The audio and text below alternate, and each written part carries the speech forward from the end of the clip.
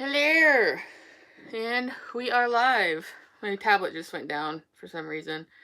This thing is okay. There we go. It's very finicky. This. Hello. Thank you for joining me for another riveting episode of What Am I Doing? No, thank you, everyone who tunes in live and watches after the broadcast. You can always watch afterwards on my YouTube channel. I don't think that's super obvious. I think some people are like, oh no, I missed my chance. And then they don't ever actually know that they can catch up. But if you just go to the live tab on my YouTube channel, yes, okay.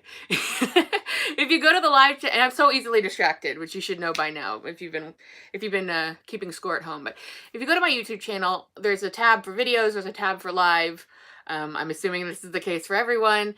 And you can see all my past broadcasts of everything I've talked about and done. And we are now a little bit of a milestone on, this is episode 5 since I started doing this. And this is, there's actually been a little bit of change that's gone on here that I want to kind of make everyone aware of, because I've done a little bit of messing about with everything. And hang on, now I got sound when I shouldn't have sound. Shut up, me. Okay, so whenever I know I've talked about this in past episodes, but I'm not 100%, where I can tell you to go look and find out if you wanted to actually hear me say it in a different way than I'm going to say it.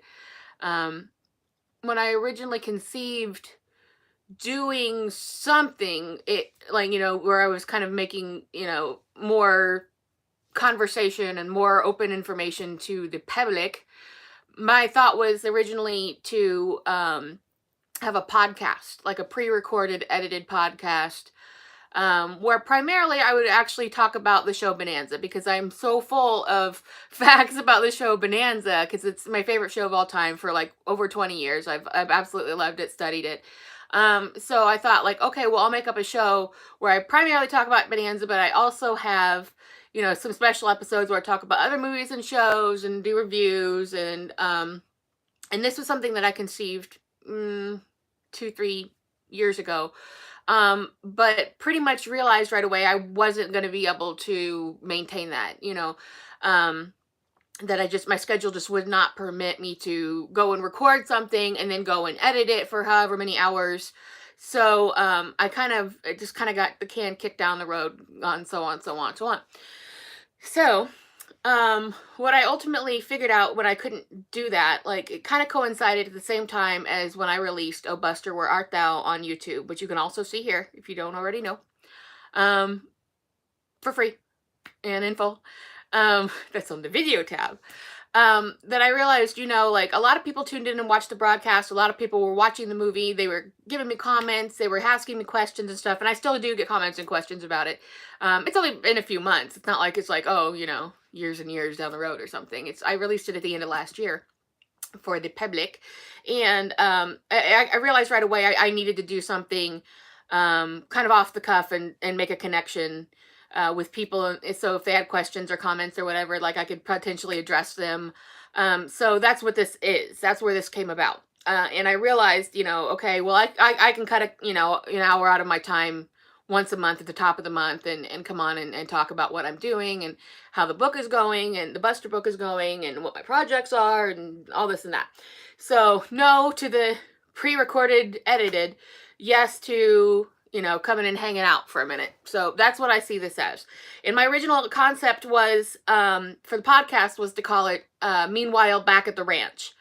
And so when I conceived that, realized I couldn't do it, then I started doing the live feeds. And I was like, well, I'm continually doing stuff. I have continual updates, so I need to keep releasing episodes. Somewhere in there, in the last couple of months, I realized, like, well, I can still do kind of what I set out to do in the beginning, where I would do like not interviews, but discussions about reviews about TV shows and movies, and talk about my favorite things and do analyses and that kind of a thing. But then that became its own thing, and I've done 2 or 3 of those, I think, up to this point. So And then I gave that a title right away of The Million Movie Project Presents, because that's one of my things I've been doing for 15 years. I was trying to think about it. It's about 15 years, where I've kept a database of movies and shows, and reviewed them. Basically for my own personal use, not really anything I ever published or made public so much, because I really didn't have a way to do it, especially back then years ago when I started it. Because if you think back to 15 years ago on the internet, things were a whole lot different than they are now. So that's what that is. So what I realized is that when you go to my live tab, there's now 2 different shows. The thumbnails look exactly like this. They're shot the exact same way in the exact same scenario. The only thing that changes is, whatever shirt I'm wearing. So I realized that started to be a little bit confusion. So now, to try to eliminate that confusion, I have 2 separate shows that look exactly the same when you look on the thumbnail. But the movie TV talk review show is called The Million Movie Project Presents, and it'll have an episode number and a title in accordance with that.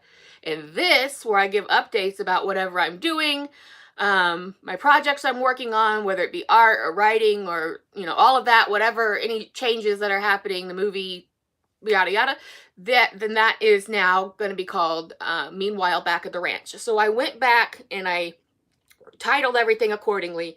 So hopefully you can tell the difference a little bit between what the episodes are.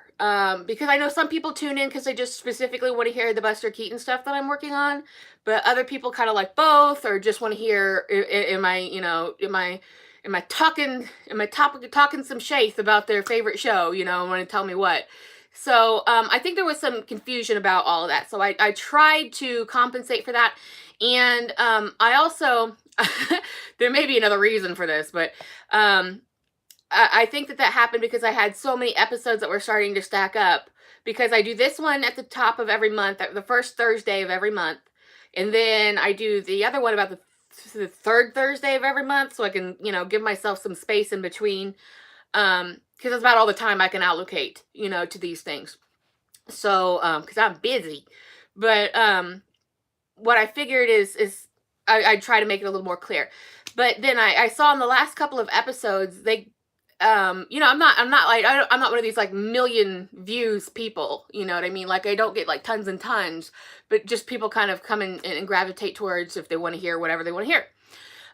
But something strange happened where in the last 2 episodes, one of these and one of the other, the hits kind of just stopped very like low, like they didn't gain as much as they normally would. And I always talk about them on social media, which I thought was a little bit odd. And then I kind of realized, well, maybe there's some confusion going on. So I tried to fix that. But then I also realized that all of my hits, views, whichever you want to call it, for all of them, basically stop moving altogether, which is a little bit strange because they do kind of move at various rates. People will watch the movie and hop over and see, hear about the making of it and all this and that. That's basically where that happens. And I thought that was really strange. But then I realized, and I think both of my last 2 episodes, I used a word that is associated with a particular social structure. I'm trying to word this carefully. Social structure wherein the structure puts financial gains ahead of artistic creation or the needs of people. And I don't want to say it again. It's not like a swear word or anything. It's a, let's say, a charged word. And I started to wonder if maybe I didn't get caught up in like some algorithmic entanglement there, through YouTube. And I'm trying to work carefully around not saying it again, because this is not, I have the opinions, but that was not how that was intended to be used. I was just explaining, why shows get canceled in their first seasons, or just thrown away completely, or because it's a money making system. It's not about art, it's not about entertainment, it's not about people. And I explained what drives that, but the overall umbrella term. And I don't want to use it again because it might get wiped off the map altogether, because I'm not making political commentary in these. That's I have my opinions, like I said, but that's not what this is. That's not what either one of them are. I just wanted to point out that that's why you're like, well, why did that show get canceled? It was so good.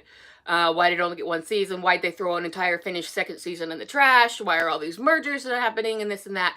So I think just because of the way that I described it might have led to that as well. So I'm not really even sure how visible these things are right now. I didn't get any kind of notification of, probationary language or anything like that. I'm talking about this as if I've done something egregious, and I definitely haven't. It's just the way that I described it, I think might possibly get caught up in the filters of what they would consider political discourse, and it wasn't. So I'm hoping that this is just a fluke and it goes away, or if that was it, then they see that that isn't the case of what's going on or whatever. It gets like an actual human to review it, and not just AI business. So I don't know how visible these things are right now. I don't know if that is even the problem. That's just kind of what I suspected when everything just stopped suddenly. So, and I don't want to do anything to jeopardize the movie being pulled because my account gets suspended for some reason or whatever. I didn't come here for, to do any of that kind of stuff right now.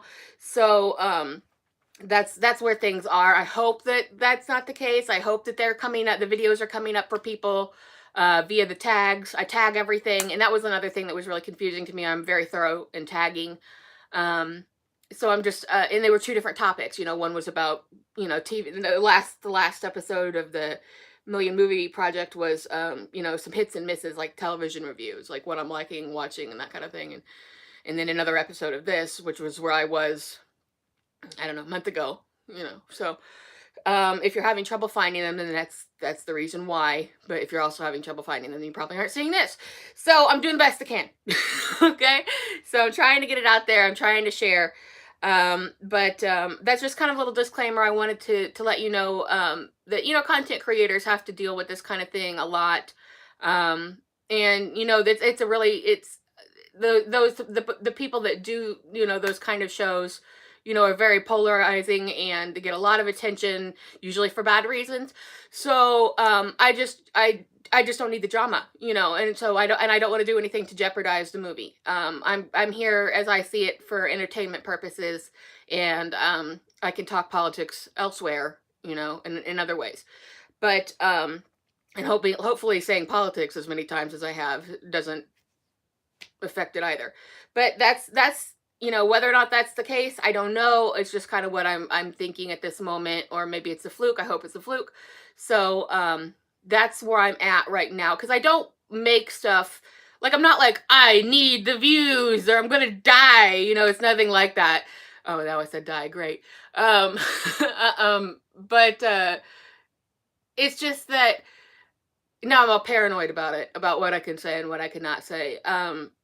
Because I don't tell you unless I give you a content warning, and I didn't get any kind of warnings of any kind. But I'm just, you just don't know what's going on these days. Everything is so weird. But I just wanted to kind of be clear about that. If you're looking for things and you're like, where are they? Why can't I find them? So I think maybe it's possible that I've been deprioritized, and they're not as visible as they once were. So that all being said, I can move on from that. I just wanted to make that clear that I don't know. I don't know what's going on. And I don't live and not live by views. I figure people come to them as they come to them, and I really don't know for sure how the algorithms work on YouTube anyways, whether you have to get through past a certain amount of views before it becomes like more widely viewable or not. I'm sure there's other people that know more about that than me. I've looked into it a little bit, but it's kind of, the waters are pretty murky. It's like, if this, then this, if that, then that. And it's like, all right, whatever. Just if people want to see it, they can see it. That's kind of where I leave it. But now I can move past that. I just wanted to make that clear.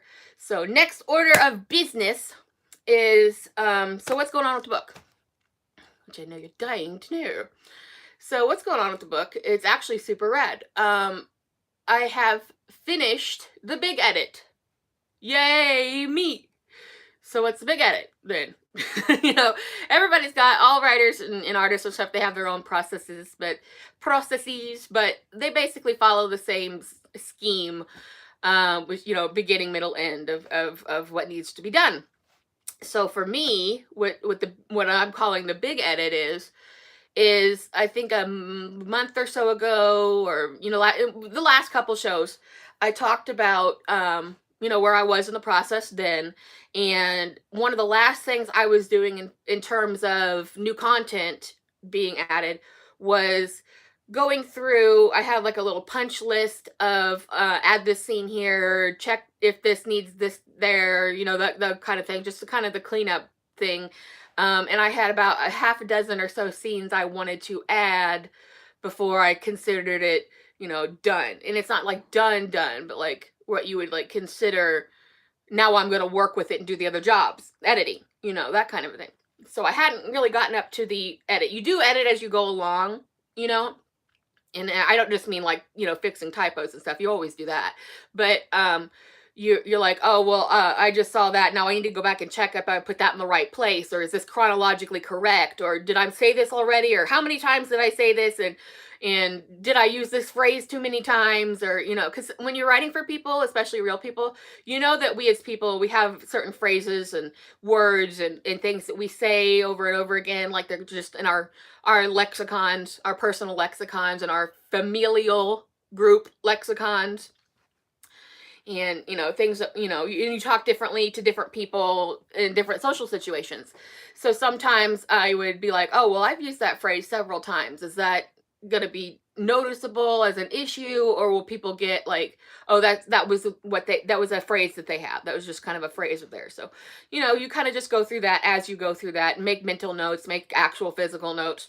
So I finally got down to, and I talked about my noting process as well, how it was so complicated. It was like 100 pages of notes that are like color coded because it's just so multiple documents, you know, because this was just so information heavy. It wasn't like, you know, how I would handle one of my normal fiction or historical fiction style stories where I am God and I get to make all the decisions, and if I make a mistake, then I can just roll with it if I like it better, or if I get a new idea, I can just go with it. So this, you know, did not afford me that opportunity, and it took me a really long time in the beginning of the process to get that through my head. Like, no, you cannot just go on a tangent and then that's where things go. You have to stick to the facts. And so that was an entirely different process, an entirely different, you know, eye-opening experience for me. So as I was going through putting in those final scenes, or what I determine the final scenes, of course, if I think of something that needs to go in, or that I was neglectful of that should have a part, then I will put that in. But I think it's pretty much, let's say, in a state where I don't have to do any major additions or subtractions. And here's a little fun factoid for you. As it stands, it is 366 pages, raw text. Not counting, like, you know, photo sections that would ultimately go in there. I think that's it, 366, right about there. And I wanted to make sure I really didn't exceed 400 pages, because, you know, there's a lot of books out there that people really enjoy, but, you know, once they get into like 1,500 pages and stuff, people are just like, all right, enough, you know. So I didn't really want to take up so much of, you know, anybody who's read it any of their time, you know, to that extreme, but also give you a concise view of covering, you know, 20 plus years of multiple people's lives. So I think that I was able to do that as best as possible. And when I say that I've said before, it does involve Buster and Eleanor's friends and family as well. Like, yeah, they're in it, and there's stuff about them in it, but it does primarily center around Buster and Eleanor. I know you're not reading it because you want to read about his sister or something, right? So you might be interested to know, or if you're like, you've been interested, you've read the other things, you would be like, well, I now I want to kind of see what they were like as people, how their relationship, what, clicked together, what they meant to each other. That's where I went with this, and that's how this differs from a standard biography or anything else like that. So that being said, what I did after I added all those scenes is I went for the big edit, which was that I started at the beginning, and I got a question here. Okay, so is it mostly? Oh, I lost it. It was. No, I didn't see it. I think what it said before it disappeared. Sometimes I gotta look in here and give you my old face because I'm not seeing exactly what it says. But I think the question was that what does it cover? And I've addressed that a little bit, but just to recap, it is the latter half of Buster's life, pretty much the last 20 years of his life. You know, not like rigidly, but just basically the last 20 years of his life. So it's like we're past, his young life. We're past the dark period.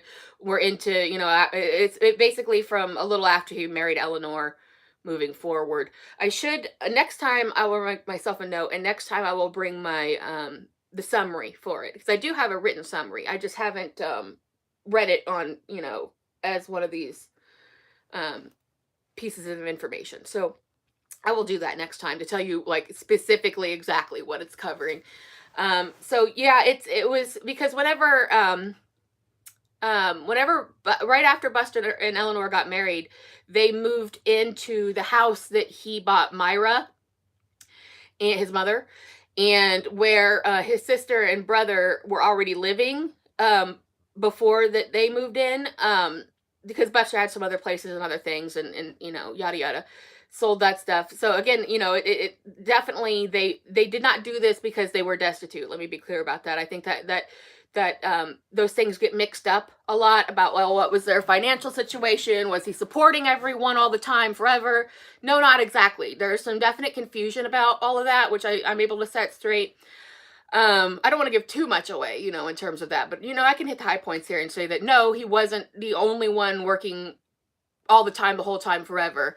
And yeah, I can. I'm being asked if I can share a little bit, and that's what I'm trying to do. I wanted to be able to give you a little information, but not tell you everything that's in the book. And I was thinking about maybe reading a couple of little excerpts down the road when I'm in a little more finished position. But I can't swear that I can do that because I am going to be seeking publishing with it, and I don't know if that's a no-no at this stage or not. So I will get back to everyone about if I can read excerpts. And I have more information about that, the publishing stuff, coming up.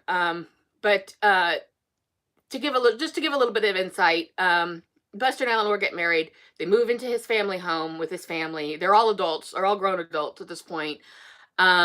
It was, World War II was going on, so people were kind of consolidating. It was a pretty normal thing to do. In Buster's career at that time, it was not, the robust career that he got a few years later. And so it really was intended to be like a temporary measure, kind of while the war was on. And he and his family had been through a lot together during his, his dark periods and bouts of alcohol. But he was basically clean by that point, and had found a functional way of living, and obviously had all of their support, and Eleanor in particular.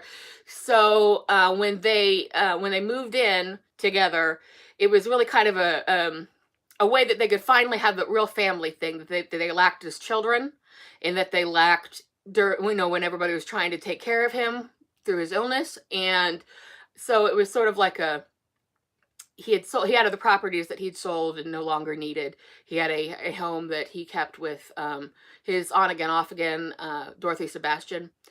And, you don't really want to start a marriage by moving into the house you kept with your girlfriend, when you also sometimes had other girlfriends at the same time, and her other boyfriends. So they sold all that off and moved into the house. So they didn't, at no point was there any kind of destitution going on with anybody, except for maybe Joe, who did not have a close relationship with the family at all in his latter years, and he lived off on his own in kind of a rooming type of scenario. But I'm not sure you'd necessarily say he was destitute. They saw to that, but they did not have a close relationship. So none of them did.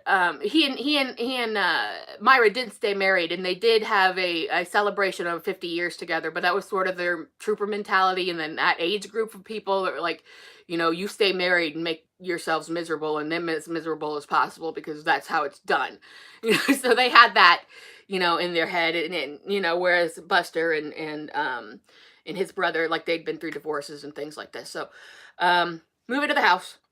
His sister Louise lives there, and his brother Harry lives there. His brother got married, and they were off for a while, and come back, and then everybody lived together. And then, like I said, this was kind of meant to be a temporary measure. Well, Buster got his feet underneath of him, trying to figure out, what am I going to do for work, because he was kind of just the gag man at that point. He'd been hired back on by MGM to write gags for people and staged things. But he occasionally direct a little short here and there, but really was not handed the keys like he had been before. He went from having, what was called Keaton's Kennel. He called Keaton's Kennel because everybody liked to go there and talk shit and, and that kind of a thing. But in which his own like bungalow on the MGM lot, to whenever he got fired, then he gets hired back at a fraction of what he'd been paid. He went to having an office, so he was writing for Marx Brothers, and he was writing for anytime you see in this era of like the early 40s, early to mid 40s, let's say, you see a gag like Take Me Out to the Ball Game. He did a lot of staging in that, and I can't think of the name of the movie, but it was the one with Clark Gable. But this, you can, if you know Buster's work well enough, you can see, oh, that was him, and he didn't necessarily be like, he was in this for this credit, but you can kind of tell that was it, and that's ultimately how he ended up with the part of in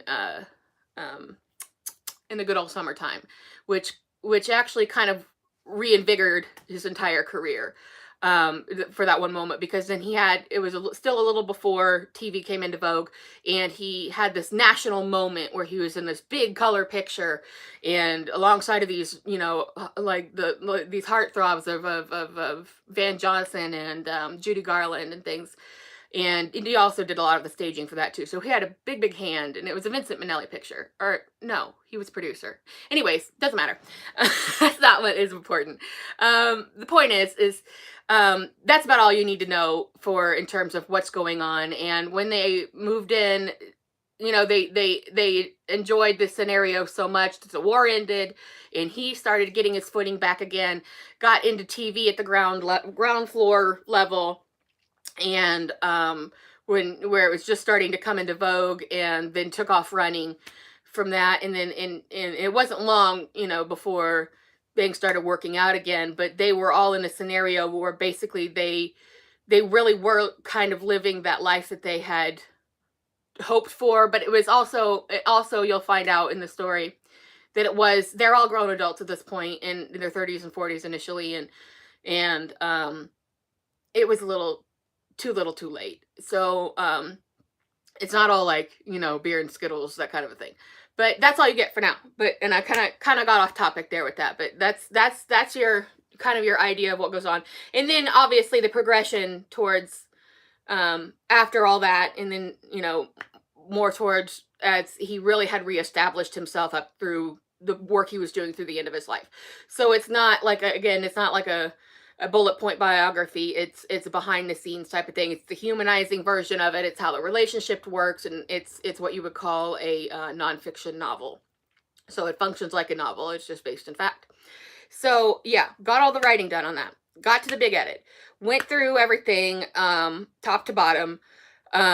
Made sure, as much as I possibly could, that everything was in the right order, that things didn't get, too redundant in certain places, that everything made sense the way it needed to make sense, all of that. So that's where I am now. I have finished doing that.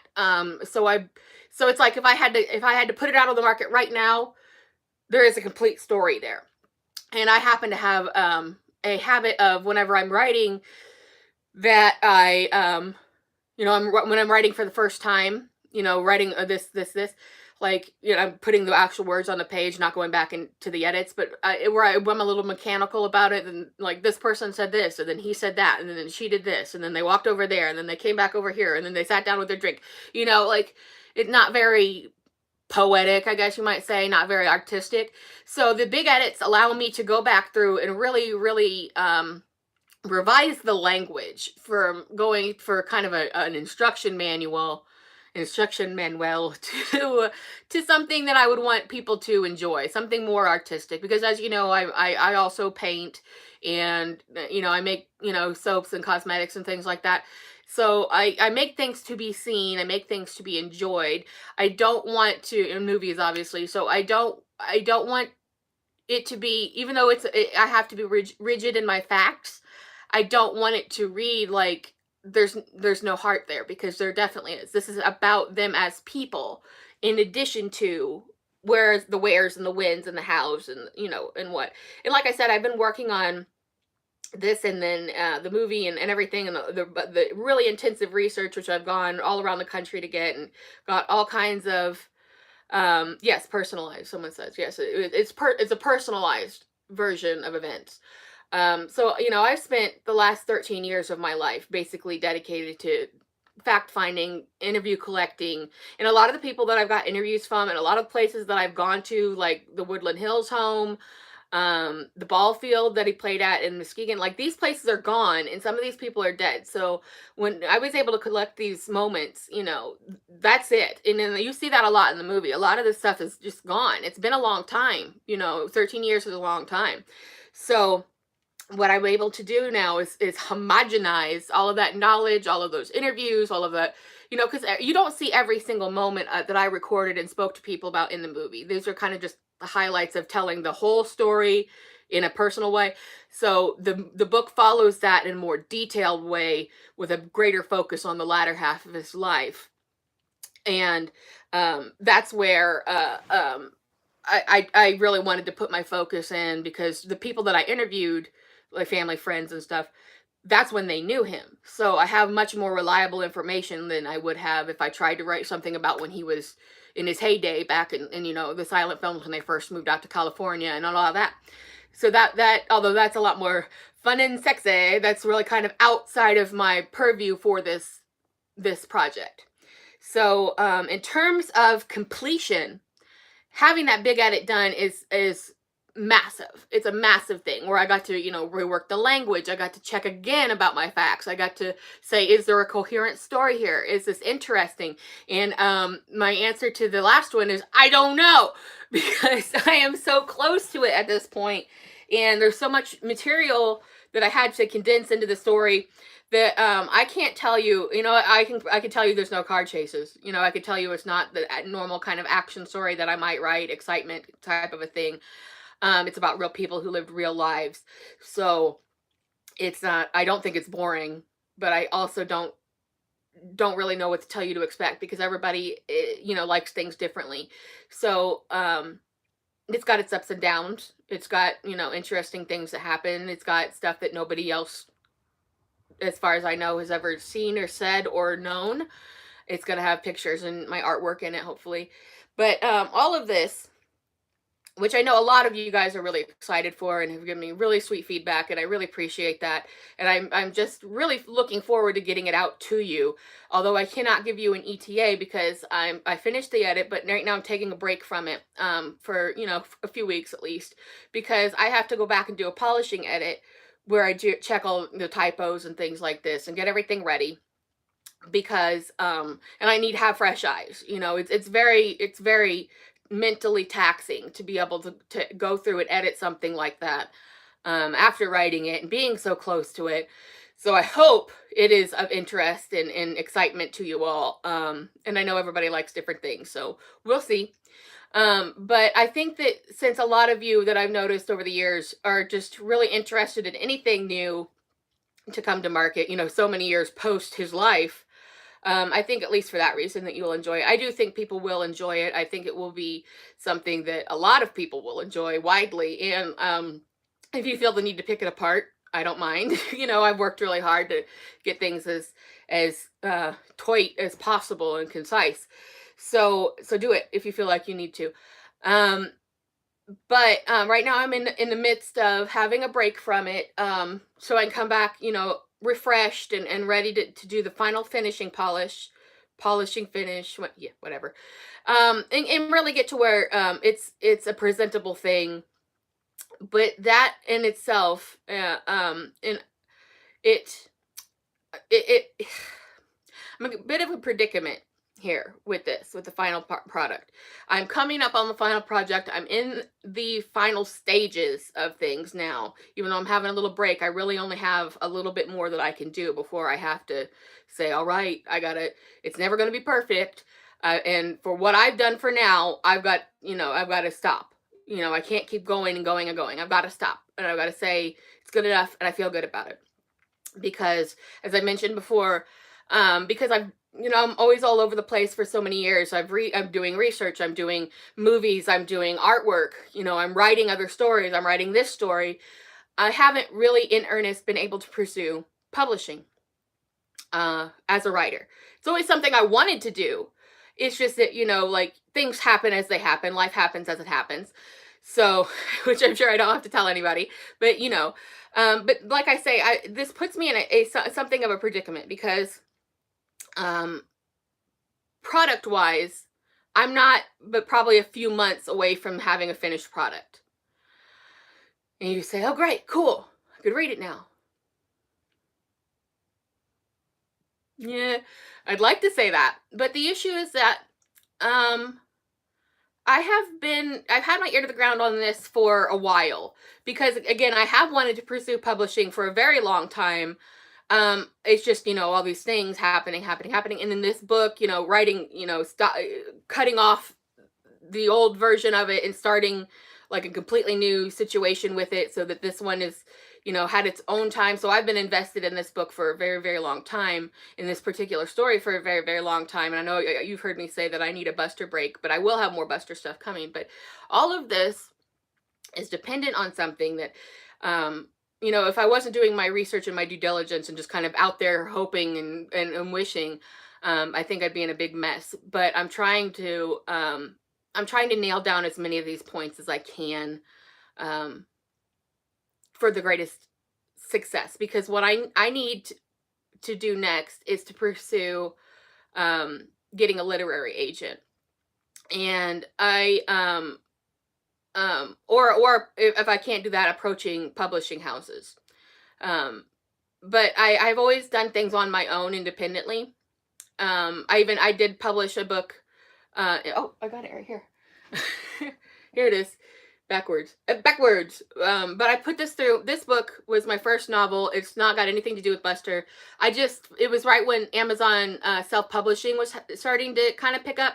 So I wanted to see what that process was like. So I just took one of my stories and went there with it. So this is on Amazon, but it's I just was curious about the process, what it was like, what to do. And the onus is completely on yourself. Of what it is, and basically you could pretty much do anything you want. And I've seen a lot of memes and jokes about like really insane, crazy stuff that people put on there that sells and things like that, but I was never able to give that the promotion that it needed, so pretty much nobody's read it. And I'm fond of the story. I think it's a cute story. But anyway, the point is I've had my ear to the ground on this for a little while. Like, obviously I've been through the self-publishing route, I know what it's about. I checked that out.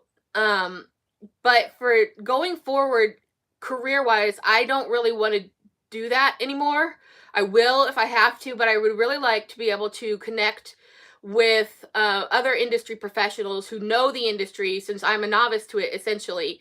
And I have been listening very closely to what writers in the industry right now are saying about how it's all working, because there's been such a big change with self-pub. Some people are just deciding to go that route, and it's really kind of mowing down the publishing industry. And then the publishing houses are merging, and and then you only have like a few really big ones and things like that. So it was just not great. But the thing of it is that I'm at the stage in my career and where I want to go with it, where I really think that it would benefit to have some people in my corner for once, and not just me figuring it out, me doing it on my own. And like I said, I will self-publish this book if I have to, and every other one after this.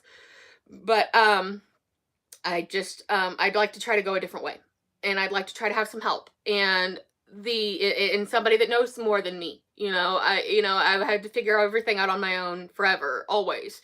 Because I'm not connected. I'm not, you might look at me and think that, because I'm doing this or whatever, it might mean something. It doesn't. I don't know anybody. I'm nobody from nowhere who is self-taught on everything. So, what I'm hearing though, what the situation is this. You could have the best book in the world.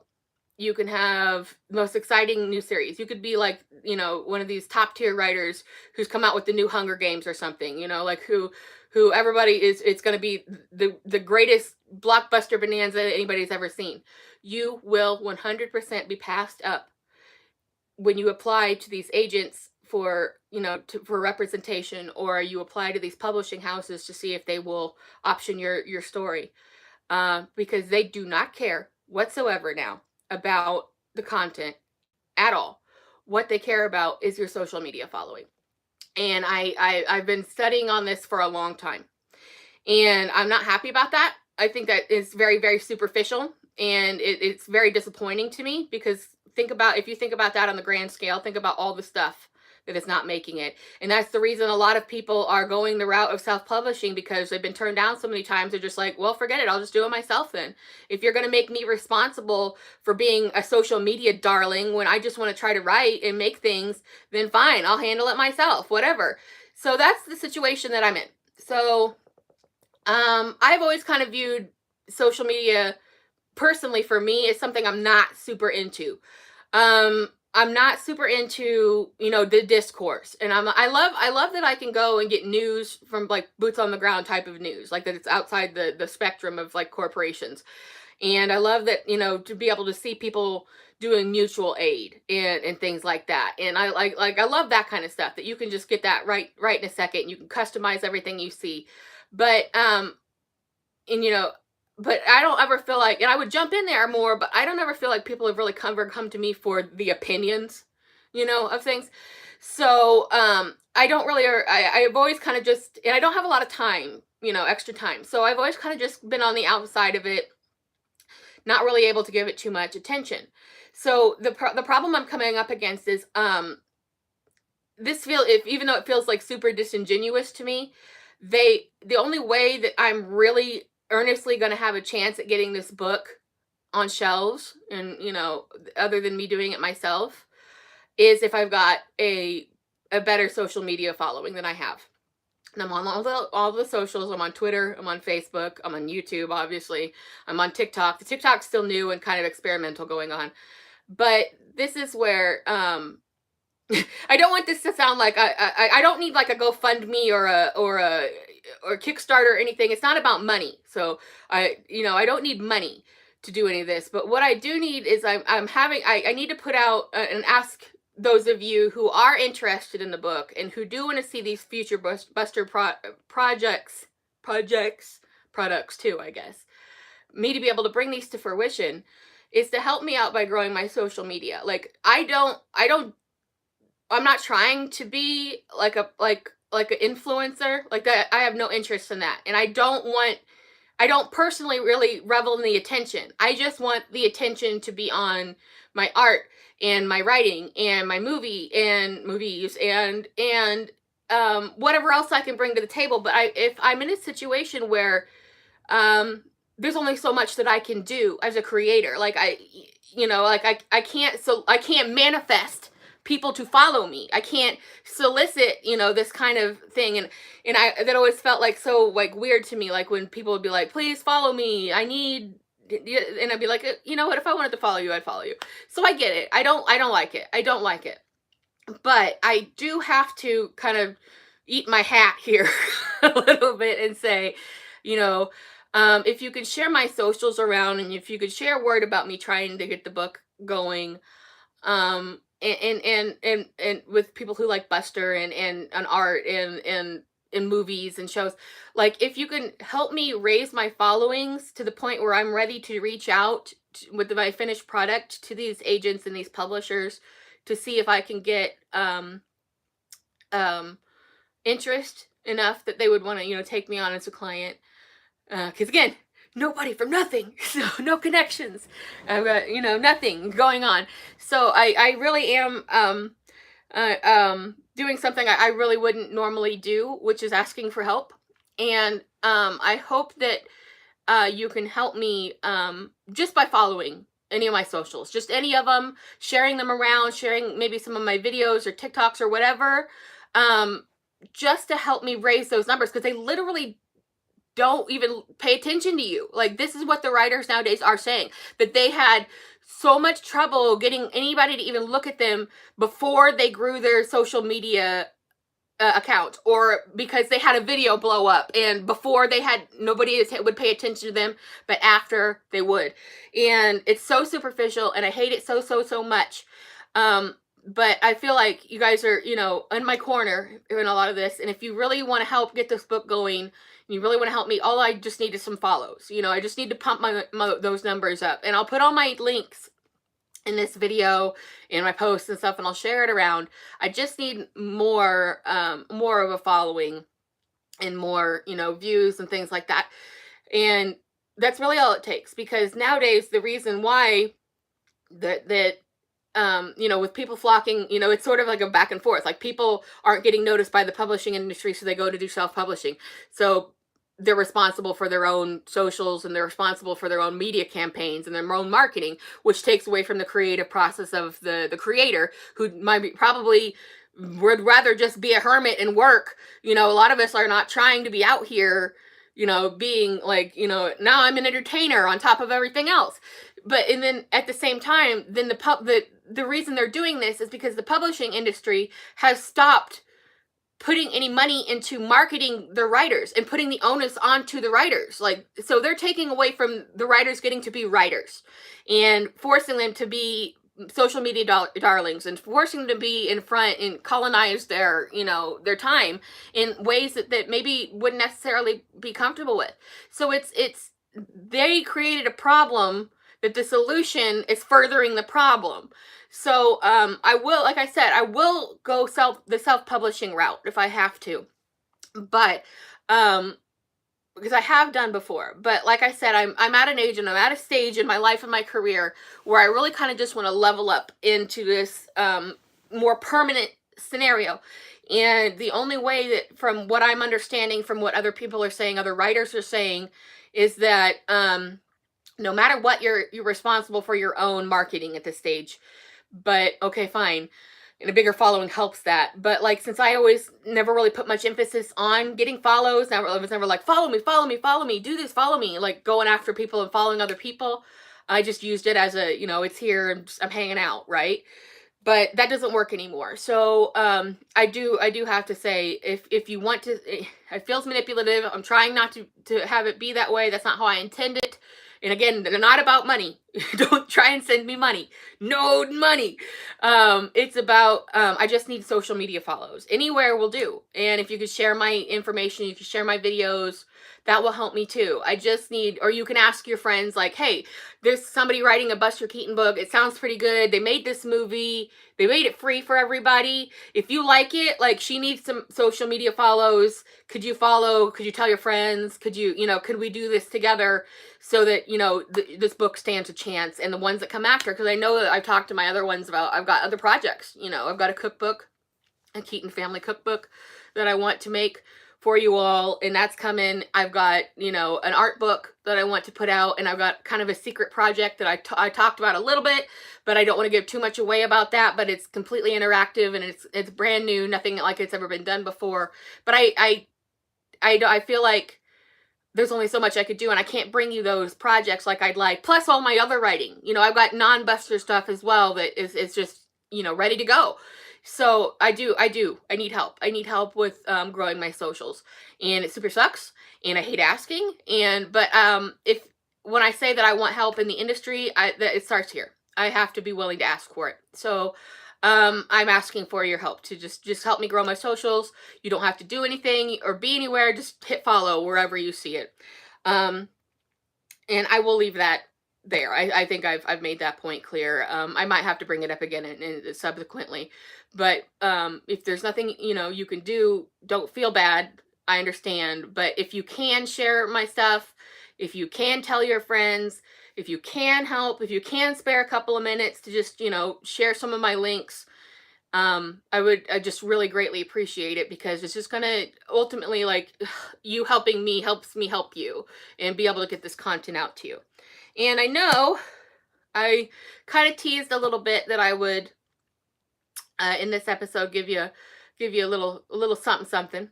So, and I always try to give you something, about what it is, what's maybe you don't know about, some new information, this kind of a thing, something. Because again, remember, this book is gonna have pictures, it's gonna have my artwork in it, it's gonna have some of it. It's gonna have, I want that my painting of Buster young and old together is what I'm hoping for the cover to be. But a publisher might be like, "You gross," and I don't get to use it. So I'm hoping that's the way it goes. So another little thing, and also, I want to keep making these videos, but I kind of, again, I need reason to do it. I need to know that you guys are out there, So, so I'm sorry that I have to ask and solicit for follows for anywhere here, TikTok, Twitter, Facebook, wherever you want to do it, wherever is your main platform you're most comfortable. I'm fine with it. I just need to raise basically all of them up, get those numbers up. So I'll give you a little something. Tentatively, what the title that I've given this book is, because again, a publisher might be like, "You gross, I don't like it," and there it goes. So for this book, the title that I'm working with now, if I get to have my way, which is this title, and unless somebody thinks of a better one, with this title plus my artwork, I'm looking at calling it Another New World. And that is to reflect this era of Buster's life where he entered into another new world. He got married, he made a stronger, healthy connection with his family. He got into television at the beginning of it. He reinvigorated his career. He and Eleanor went places that he, in his dark years could have never imagined being able to get back to.